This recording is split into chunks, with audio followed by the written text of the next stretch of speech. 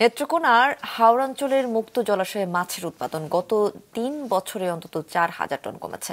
মৎস্য বিভাগের হিসেবে এই পরিমাণ মাছের দাম অন্তত ১৫০ কোটি টাকা।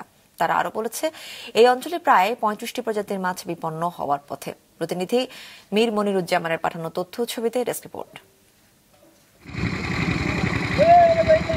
দেশে মাছের চাহিদার বড় একটি অংশ আসে হাওর অঞ্চল থেকে, কিন্তু নেত্রকোনার হাওর অঞ্চলে দিন দিন কমছে মাছের উৎপাদন। ঢলের পানিতে ভেসে আসা বালিতে নদী, বিল ও খালের প্রায় অর্ধেকই ভরাট হয়ে গেছে। সাথে অপরিকল্পিত বাঁধ, কৃষিজমিতে কীটনাশকের মাত্রা অতিরিক্ত ব্যবহার সহ নানা কারণে হাওরে আশঙ্কাজনক হারে কমছে মাছের উৎপাদন।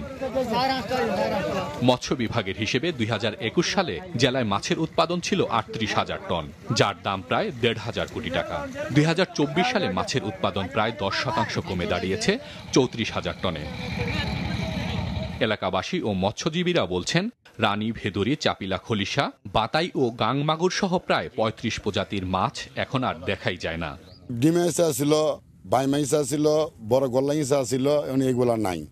হ্যাঁ, গোলায় ছিল বড় বড়, এগুলাও নাই। আগে তো অন্য বছর অনেক টাকার মাছ বিক্রি হয়েছে, এখন তো এই বছর মাছ নাই। ভারত থেকে যে বন্যার পানিতে বর্ষায় যে আমাদের পানি গোলা হয়ে গেছে, গোলার কারণে এই বছর মাছের সংখ্যাটা অনেক কম। মাছটা যখন ডিম পারে, ডিমের যে পরে যে রেণুটা বাচ্চা যেটা হয়, এটা আবার চায়না জালে আটকায়।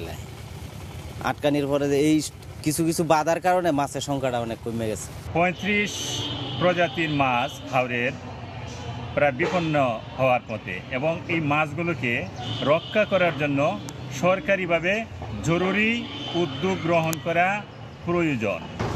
মৎস্য বিভাগের কর্মকর্তারা বলছেন, পাহাড়ি ঢলে ভেসে আসা বালুতে ভরাট, অপরিকল্পিত উন্নয়ন, কৃষি জমি ও মাছ ধরতে বিষ প্রয়োগ, চায়না ও কারেন্ট জালের অতিরিক্ত ব্যবহারের ফলে হাওর অঞ্চলে হারিয়ে যেতে বসেছে মাছের কিছু প্রজাতি।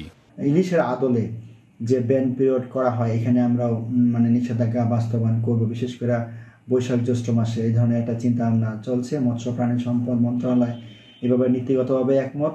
আশা করছে সামনের দিনের আগামী যে দিন আসবে, এই দিনগুলোতে এইগুলি বাস্তবায়ন করতে পারলে আমরা আশা করি যে হাওরে মাছের উৎপাদন বাড়াতে সক্ষম হবে। মাছের উৎপাদন বাড়াতে প্রজনন মৌসুমে ইলিশ শিকার বন্ধের মতো হাওর এলাকাতেও ৩ মাস মাছ ধরা বন্ধ রাখা সহ নানা উদ্যোগ নেওয়া হয়েছে বলে জানিয়েছে মৎস্য বিভাগ। মাছরাঙা নিউজ ডেস্ক।